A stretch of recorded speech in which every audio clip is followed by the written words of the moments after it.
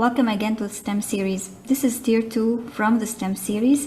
If you haven't watched the previous presentations, I encourage you to do so. They were mainly about setting foundations of STEM or STEAM in your school. There was part 1, part 2, and the first one that involved projects, and particularly a sample project, and how we are moving STEM or STEAM from disciplinary to interdisciplinary. So going back to those presentations, you will see all the basic information that we need to set. And now we start first summing up the essential engagement planning. And like I said, all those are in full depth in the previous presentation. I'll go over them very quickly here. So first, mainly we need the leading and teaching. We need to prepare leaders and teachers, and that is mainly professional development. And obviously it's also about learning, because our target is obviously learners and how they will start understanding and moving through STEM projects smoothly. So first, definitely we're talking about curricular activities, extracurricular activities or events. There are challenges, there are partnerships that need to be done that have to involve the learners. And here particularly we have to pinpoint the role of females in STEM and our encouragement, which is very important. In what framework does all that have to be set in? Well, the best one is SMART. Our goals should be specific, should be measurable, should be attainable, should be relevant, should be time-based, because remember, we have very strict timetables, we all know that, and that would definitely be challenging. So if we really want to have a smooth implementation of STEM or STEAM in our schools, we need to keep our goals specific, measurable, attainable, relevant, and time-based.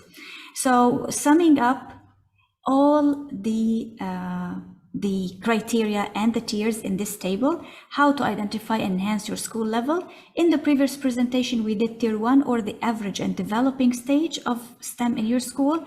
Today, we are doing tier 2, or the above average or the emerging stage. And going very quickly over the elements, we have the professional development, curricular activities, extracurricular activities, challenges, and partnerships. So now, while we're doing tier 2, which is related to the 5 elements, we will take a look at how to monitor our progress, because we always talk about quality education and quality learning, and especially with STEM or STEAM, we really need to monitor our progress in an evidence-based approach. So I like to include the instructional model, the rainbow of the 21st century skills, which includes the basic skills. We all know the 4 C's. We're obviously bringing all the core subjects in with 21st century themes, adding to them the 4 C's that we know, the life and career skills, information media technology skills, and all these are occurring in relation to our standards, our assessments, curriculum, instruction, professional development, and learning environment. So in a way to understand that we cannot separate disciplines from each other. And in that, in the table that we see right now, there is the tier 1, which we talked about last time and how we are using it within our STEM preparations. Now we're talking about tier 2, 5 C's. We are extending to character, and this is very important before, of course, we move to tier 3 in a later presentation. So last time we explained what it means that we're moving from disciplinary to interdisciplinary. So here we are not only involving science, technology, engineering, art, and mathematics, we're also bringing the non-STEAM, the non-science, technology, engineering, art, and mathematics, bringing them together to help the STEM or STEAM. And we are also bringing the supporting STEM or STEAM. And what we mean by that is all those players that are outside of our school community. But the point is here, when this is disciplinary, when these 3 groups are separated, multidisciplinary, we're bringing them together, closer together. Interdisciplinary, we will see that they are overlapping. So we will see here that there will be some common points, and we have to reach this middle point. Now the transdisciplinary, this is much complex. We will not talk about it at the moment. So we're initiating the committees first. So we're bringing the disciplines, science, technology, engineering, arts, and mathematics. Of course, here we mean the leaders, head teachers, and learners, and the non-science, technology, engineering, art, and mathematics. So these are like language art teachers, social sciences, sports, etc. And then the supporting, and here we mean the non-academic staff, we mean also parent association, we mean all other partnerships that we can call from our communities. This is how we will go over them one by one. So first, with professional development, we are talking here about, obviously we're talking about the rigorous professional development. This is level 2, because now here we are focusing more on the standards.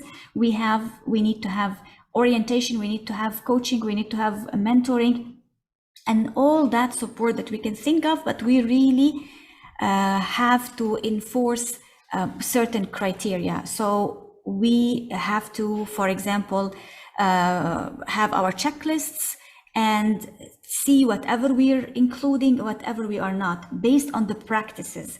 So again, we are considering the ISTE, for example, standards, the CSTA, the next generation science standards, but we are taking it more in depth, and this is very important. So it is another level. It's rigorous PD level 2. Previously we were doing level 1. And regarding, of course, the 5 C's, the 21st century, we said that we're adding to critical thinking, creativity, collaboration, communication. We're adding also character, because here we want to draw our attention to some unique character traits of our teachers, of our staff, and also later of our learners, because we want to bring the uniqueness of everyone within these projects. We don't want just to have those copy projects. We want to have new ideas, innovative, and something that the learners will relate to. And of course, the computational thinking, we said that at this higher level, we are here using more computational skills, and we are training more of our staff members. So 30 to 40% would be very good at this next level. So we are putting all these together and doing our projects based on design thinking, like mentioned. So a sample of the projects that we can do here can be related to traffic. And for example, this is a sample prompt. Traffic has been an issue in urban areas. Try to solve some traffic problems. And here we keep it open, because we want to have a plethora of ideas in lots of domains. So it's better to keep it open so that the learners do not feel restrained within certain themes, especially that this is supposed to be an international type of project. So they have to consider not only the local and the international scenarios as well. Find a methodology to put all that into action based on design thinking and computational thinking skills.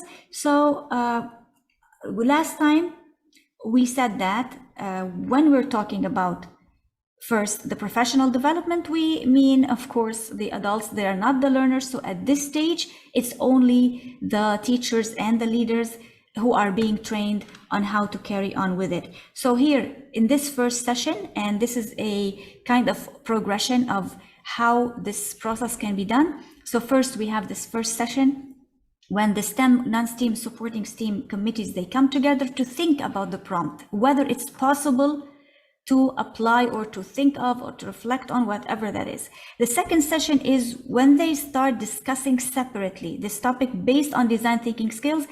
We mean here the STEAM, the committee by itself, the non-STEAM, and for example, with the non-STEAM committee, we expect that these members do not know much about science or technology or engineering. So this is absolutely okay, but here they will try to find a connection, and so on. Some of the discussion topics could be, when we talk about science, we mean here biology, chemistry, physics, environmental. Here, of course, we have to consider the system of education, because we are still aligning with the standards, what stage level we have, whether it's elementary or middle school or high school. Here we are thinking about land transport, so mainly cars and trucks, based on the images that we've seen in the prompt. So for example, if we're thinking about life science, we can think about all the health issues, all the physical strain from sitting and waiting for long hours in the car during a traffic jam. Physics, for example, we can bring the statistical physics of complex networks, and here definitely we mean the traffic dynamics, because in this case we are going to study network structure and the routing strategy. For example, in chemistry, the pollutants and dilution, and here there are probably like the particle number, the black carbon, the organics, the nitrogen oxides, and so on. Environmental space or impact on environment, obviously this is the sorts of pollution, for example, noise pollution, air pollution. We all can also discuss, or they can also discuss the energy consumption. They can also discuss the distraction during the construction process, and also the cultural heritage, and so much more. With technology, it's basically data recording, and here it's interesting to think about the telematics, for example. So how you monitor traffic to improve the mobility and to ensure also safety. Engineering, for example, you're thinking here about the flyovers, and flyovers by themselves can be a topic, a very wide project to work on. We can also think of highways, road widening, which also has its rules and regulations. So obviously people who are concerned about engineering issues will go through the rules and regulations. And art, for example, roads, let's say whether it's asphalt, what structures they want to make, the billboards, the themed signposts, etc. And mathematics, you're considering obviously ratios, for example, the car individual, or car per individual, or cars per 1,000 people. Quantities also in mathematics, the data recording, for example, statistics regarding the vehicle sales. Also, for example, also probability of solving the problem when you reach the saturation levels, because when roads are widened, most probably there will be more cars. So here the problem accelerates. And with non-STEAM, here we mean like English language arts teachers, etc. So here we can write in journals, we can have a journalist coverage by the learners for the school newsletter of the entire project. The COVID impact, because during COVID people preferred taking their own cars rather than taking public transport, etc. And they can, this non-STEAM committee can also work on conducting researches, case studies, and so on. And the supporting STEAM, like parent, guardians, the same field experiences, the transport companies, municipality reports, etc. So all these are very helpful.